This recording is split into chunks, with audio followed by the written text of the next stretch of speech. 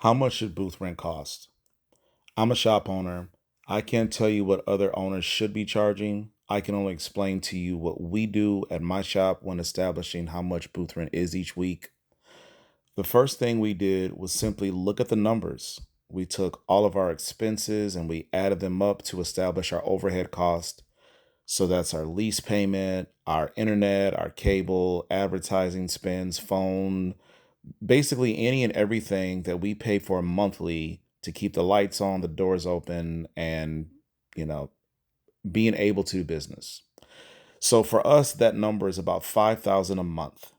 Now we took 4.3 and divided that 5,000 because 4.3 is how many weeks you get in a month. So if you take 52 weeks divided by 12, that gives you 4.3333.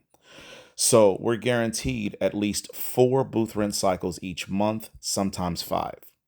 So if you take 5,000, divide that by 4.3, you'll roughly get $1,200 a week. That is what we need to hit to make our break even point each week. So for simple math, if we were to charge barbers 200 a week, which we do, um, that means we would need six barbers to hit our break even point. Now, in a best case scenario, we have enough space for 16 barbers to comfortably fit in our building. But we don't live in a best case scenario. The likelihood that we're going to get 16 different personalities that could coexist in a healthy environment is laughable. But I do know there are plenty of shops that have a lot of staff members, and my hat is completely off to you. That's awesome. I love that for y'all.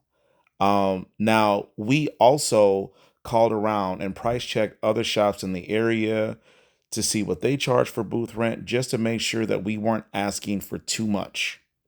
Now, we also never wanted to be the cheapest place either because we don't just want anyone in our environment. We want people that value and respect our space and what we're trying to accomplish. So being the cheapest around would not help us yield the staff that we'd want to partner with.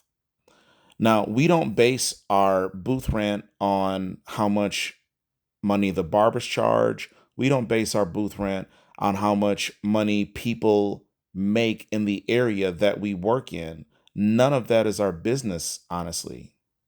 Now, what's sad is our lease is coming to an end, and we have to decide what our next move is going to be.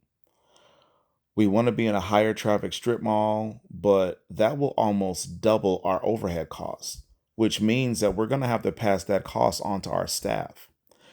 And it's not because we're greedy, because we've never had consecutive months where we've hit our break even point. As a matter of fact, I don't think we've, I think there's been one time in 4.5 years where we actually had a month where we were profitable.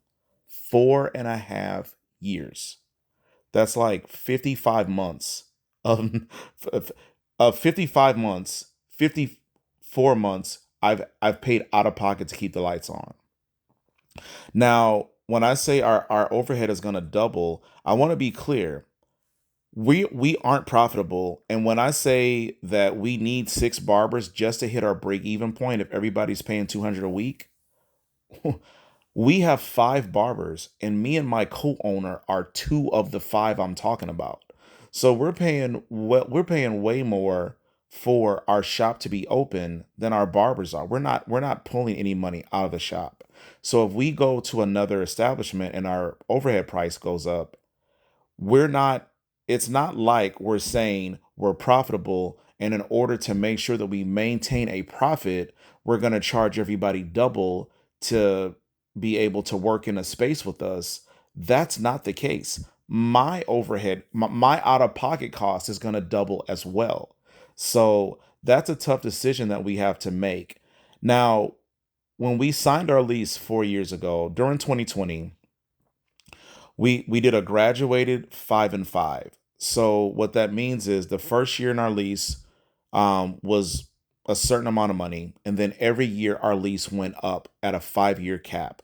So at our fifth year mark, our lease maxes out at that amount. And we have the option to, if we extend our lease for another 5 years, we'll be locked in at this rate. The problem is we aren't positioned the best on a busy road. We're in a slow strip mall. We have no businesses that are bringing us any extra eyes. There's a dental office next to us. They don't bring us any traffic whatsoever. There was a med spa that was right next to us. They weren't bringing us a lot of traffic in the first place. As a matter of fact, I was bringing them more business than they were bringing us. There's a donut shop in my strip mall, but they open at 5 a.m. and they close at noon. So those hours aren't really compatible with my business hours. So they aren't bringing us really any business. There was a coffee shop in my strip mall. They shut down a year ago. There's a State Farm around the corner. There's a gun store around the corner in my strip mall. There's a pool installation company on the other side of my strip mall. None of those business bring me any business. None of them. Maybe the gun stores brought us 1 or 2 clients in 4 years. That's it. We don't get it. None of the businesses are helping us. We are helping all of those businesses because of how many clients I have alone. So we have a dilemma. We don't know how to deal with our next step because if we go somewhere else, it's going to cost us double. If we stay where we're at, we're going to get more of what we've been getting. I'm making this video to just give barbers and future shop owners perspective on what this game looks like. It is not always, I'm going to open up a shop, I'm going to get a bunch of barbers to pay my booth rent, and I'm going to walk with a profit. If you're lucky that happens. I wish you the best. I hope like hell that's your outcome. But the ugly truth is you could end up with my situation. I don't want that for anybody. So that's why I make these videos, to give game on what it looks like to be an owner when this shit doesn't work out. But again, I hope y'all win. I hope everything works out for you. I want nothing but the best. And I hope when you guys listen to my videos, you glean some game and you learn from my mistakes, because I don't want them to be in vain. That's why I tell y'all my story. Let me know what you guys think in the comments. If you are a shop owner, if you've gone through what I'm going through, please speak on it. Let me know I'm not alone, because spending extra money out of my pocket to keep the lights on is a lonely feeling. Let me tell you. But again, man, I wish the best for everybody. I hope that my words and my stories and my videos, I hope these help y'all. I hope these give perspective and help you guys make better decisions. Either way, I am Sean Cussa H on all social media. I stream Thursday through Monday on TikTok, Twitch, Kick, YouTube, sometimes Facebook, and more recently Instagram. On TikTok, I stream from Sean Cussa H as well as Tiger Cuts. This is my Tiger Cuts perspective. Please let me know if you guys prefer this perspective or my other vantage point. I'm going to keep making videos from this perspective until I run out of footage. But depending on what you guys prefer, I might stick with this. I personally don't like the way it looks, but I work for y'all. Either way, I try to post daily. That can be a lot. So I don't always do it, but I try. Otherwise, please share, like, comment. If anybody has an opinion on this, I'd love to hear from you. Sean Cussa H on social media. Please let all the buttons, all the things. Y'all have a great day. Thank you for your time.